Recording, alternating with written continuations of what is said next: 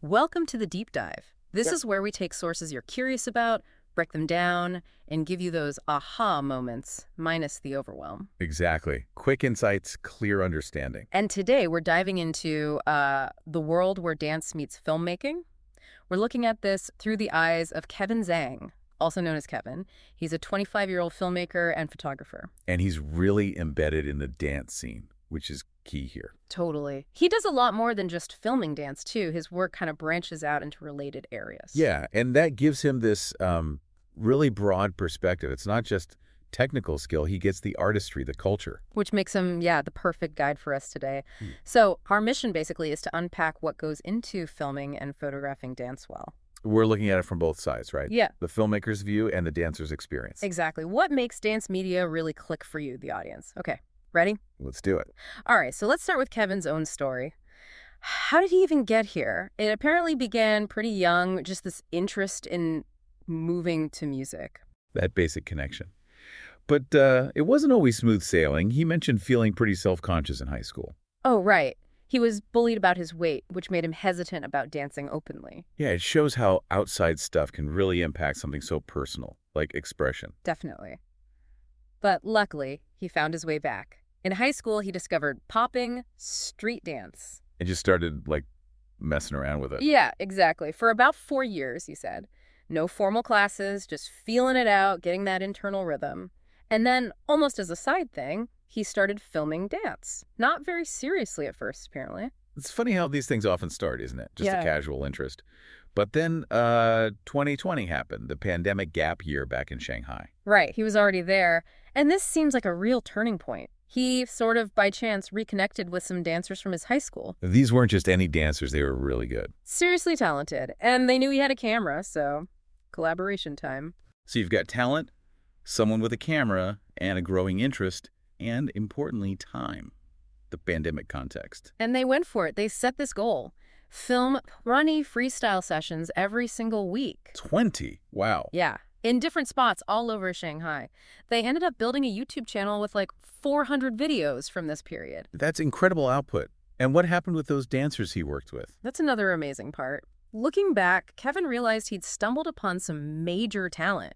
Some are now big-name teachers overseas, leading university dance clubs, winning huge competitions in China. Wow. So that early collaboration was like a launch pad. Totally. And one of them even got into filmmaking, possibly inspired by working with Kevin. It really shows that ripple effect, doesn't it? Yeah. One creative project sparking others. For sure. And for Kevin, filming dance stuck.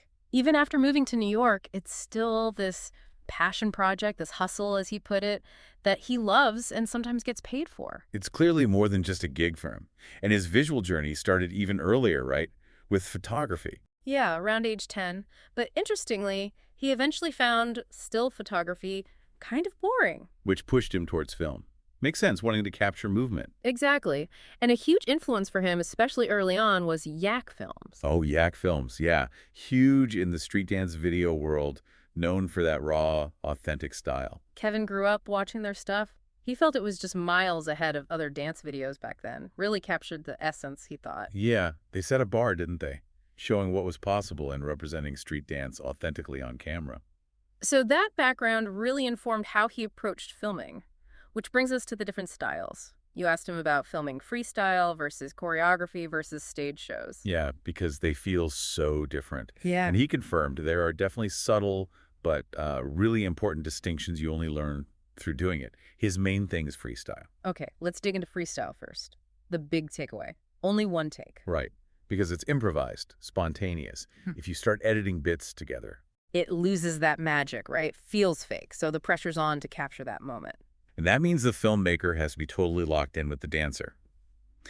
Kevin said his own street dance background is a huge help here. He can anticipate based on the rhythm, the flow. Exactly. He understands the language of it. He even mentioned working with a dancer friend back in Shanghai, and they actually developed theories about filming street dance together. Wow, really thinking it through. Yeah, the core idea was that freestyle isn't always, perfectly clean or predictable. So the camera needs to follow the feel, the phases of the music, slow parts, fast parts, transitions, rather than trying to nail every single tiny move. It's more about syncing with the energy. Precisely. which contrasts quite a bit with filming choreography.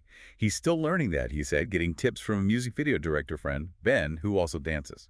Okay, so how is filming choreography different then? Well, typically involves heavier gear, cameras often on tripods, less camera movement overall. It's much more planned. And the cinematographer actually learns the routine. Yeah, during rehearsals, they need to know the counts, the rhythms, where dancers enter and exit the frame. It's very structured. Gotcha. And then stage performances. Another beast entirely. Seems like it. Yeah. He mentioned two main ways. First, the simple fixed camera on a tripod. Looks easy, but he says it's actually hard to do well. Why is that? Common mistakes are like bad camera quality, poor lighting or exposure, and just the camera position feeling disconnected from the music or the energy on stage. Okay, makes sense. And the second way? This was interesting. He called it the vibrancy method, inspired by Yak films. Still uses a tripod, but it's on a slider track. So it can move side to side. Exactly. It lets the operator make these subtle, rhythm-based adjustments to the framing, following the dancer's movement across the stage, but smoothly. He said it's super effective and now pretty common for big U.S. street dance events. So the camera's kind of dancing along, even on the track. That's a good way to put it, adapting rhythmically. Okay, so the approach really shifts depending on the style, which leads to, well, how do you judge if a dance film is any good? What should people look for? Yeah, it's subjective, but Kevin had some good points. One trap is over-editing, especially with street dance.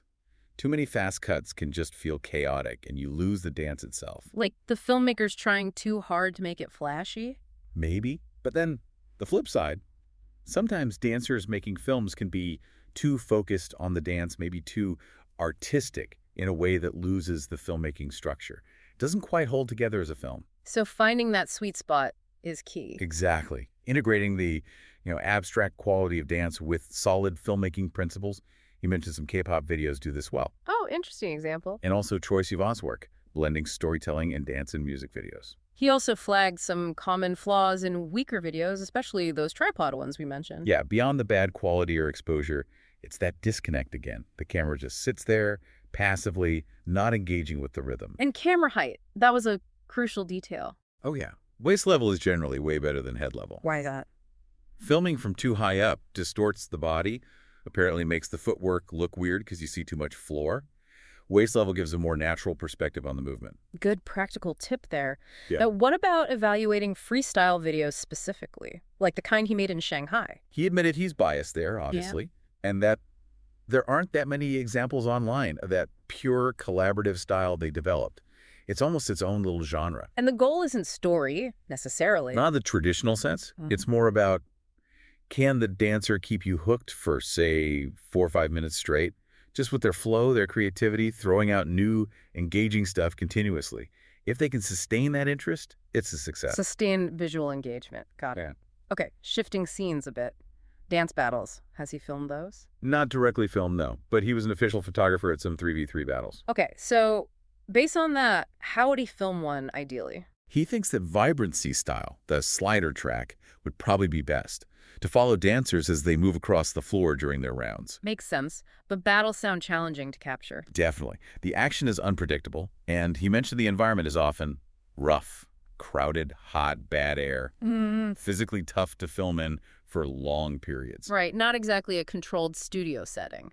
So that brings us to positioning and how he shoots. He prefers handheld. Mostly, yeah. When photographing, he likes to move around, find angles. Though at huge, packed events like the Jam, he might have to just find a spot and stick there. But even for photos, mostly handheld, no tripod. Rarely uses one, he said, which is interesting, and he connects it back to his dance background. To popping, how? His popping training, specifically isolations moving one body part while keeping others, still apparently gave him incredible hand steadiness and control. No way. So his dance skills directly help his camera work. Seems so. Yeah. He said the same theory applies to holding a camera steady for photos. That plus, 15 years of photography experience helps too.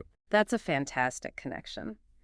Okay, we've talked a lot about the filmmaker. What about the dancer's role in making this collaboration work on camera? Super important point.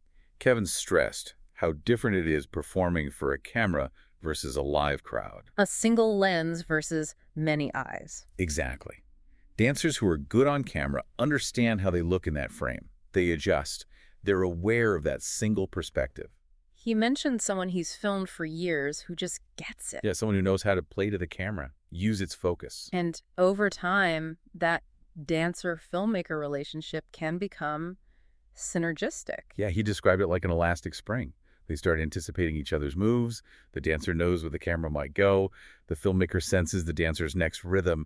It creates a much smoother result for us watching. Cool. But what if the dancer tries to film themselves? Is that harder? Oh, definitely harder, he said.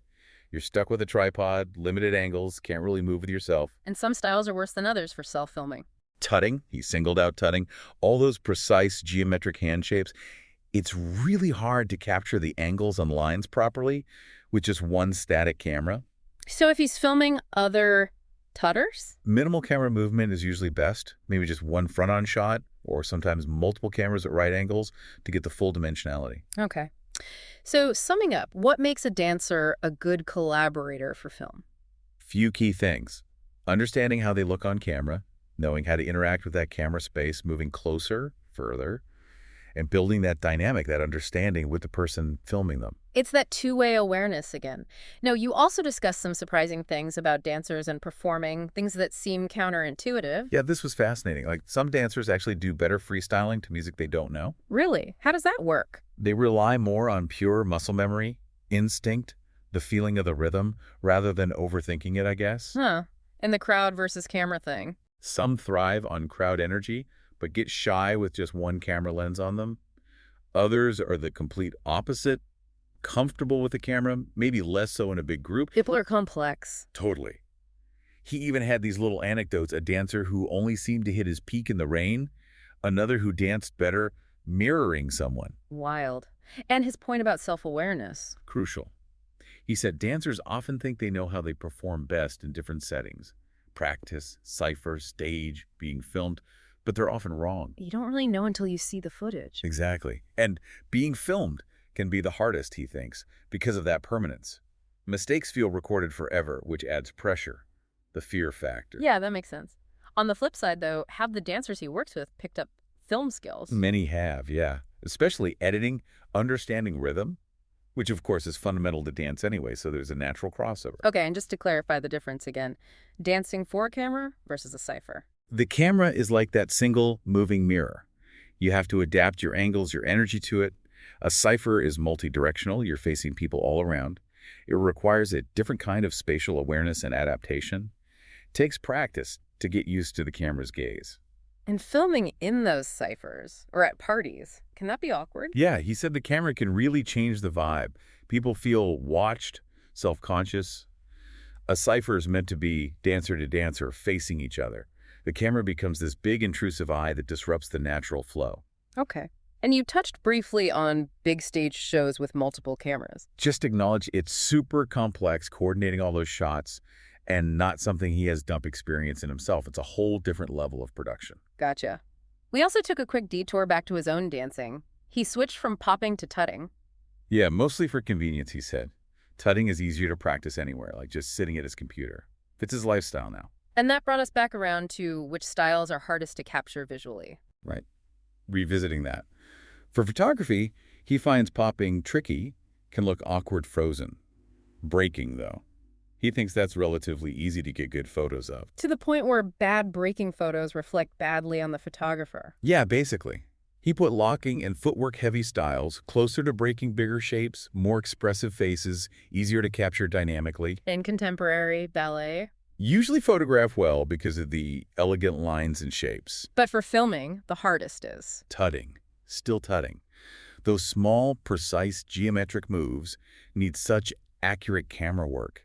And you can't just make a hype montage like you might with other street styles. It doesn't fit. Okay, so clear distinctions between photo and video challenges. Let's focus on photography specifics for a moment. Yeah, the big thing is timing. Only one chance per shot to capture that perfect moment.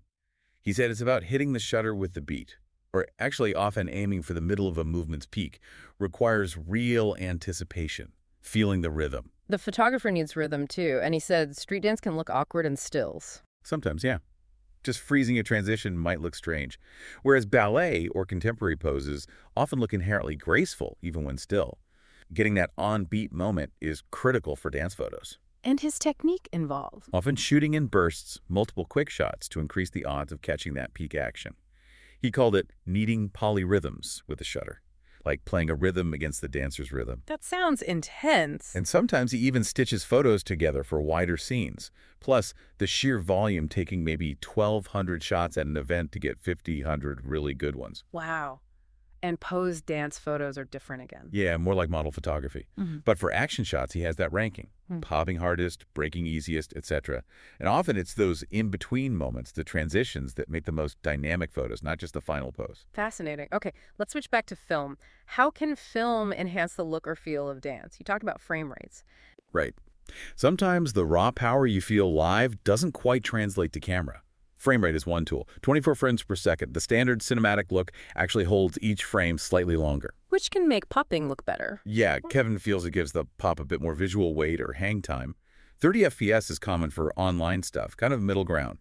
60 FPS gives super smooth motion, great for sports, maybe some fast dance styles. But 60 FPS might reveal flaws. If the dancer isn't perfectly clean, yeah, that smoothness can highlight imperfections that might blur slightly at 24 FPS. And shutter speed interacts with this too. Definitely. Slower shutter, more motion blur. Can look cool, artistic for flowy moves, but obscures detail. Faster shutter freezes everything crisply. The right choice really depends on the style and the effect you want. So many technical choices to make. Does the camera itself make a huge difference? Phone versus, say, a DSLR or mirrorless? Well, phone cameras are amazing now, but the main limitation Kevin pointed out is lack of manual control over things like frame rate and shutter speed and the basic apps. That limits creative choices for dance. You need that fine-tuning capability. Exactly.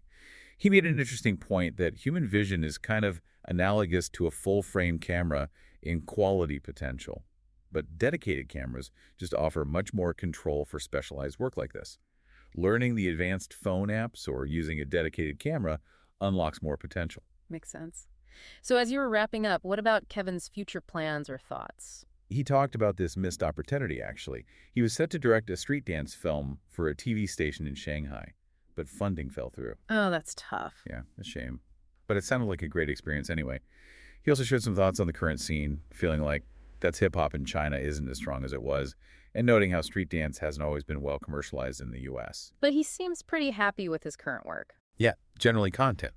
That directing gig involved concept work, casting, budgets, skills he found he already had, which was affirming. And finally, any advice from him for dancers wanting to use video? Big takeaway. Start filming yourself early. Just use your phone. Get comfortable seeing yourself on camera. Why is that so important? Because video is such a powerful learning tool. It gives objective feedback. Mirrors can lie, or you see what you want to see. The camera shows you what's actually happening. Overcoming that self-consciousness is key. He had a story about a student. Yeah. Someone who started dancing, filmed herself consistently for 6 months, always trying to improve in the last video, and saw huge progress. It even helped her Stanford application. Wow, that's powerful. Using video for deliberate practice. Exactly. Seeing yourself as others see you or as the camera sees you is invaluable for growth. Okay, so let's try and wrap this up. Key takeaways from this deep dive for everyone listening. Well, definitely that synergy needed between dancer and filmmaker. It's a real collaboration.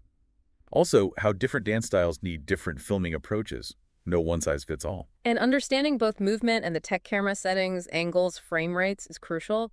Plus, the huge value of video for dancers themselves, just for learning and improving. Yeah, becoming aware of how you actually look and move on camera. Which leads to maybe a final thought for our listeners to chew on. How might your perception of your own skills or habits, or even just how you come across, how might that differ from reality if you saw yourself on camera?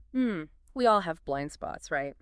Maybe recording yourself, even in a totally unrelated context, a hobby, practicing a presentation, whatever, could be surprisingly revealing. Worth experimenting with, perhaps. Absolutely. Well, thanks for joining us on this deep dive into dance, film, and that fascinating space where they meet. Hope you picked up some insights.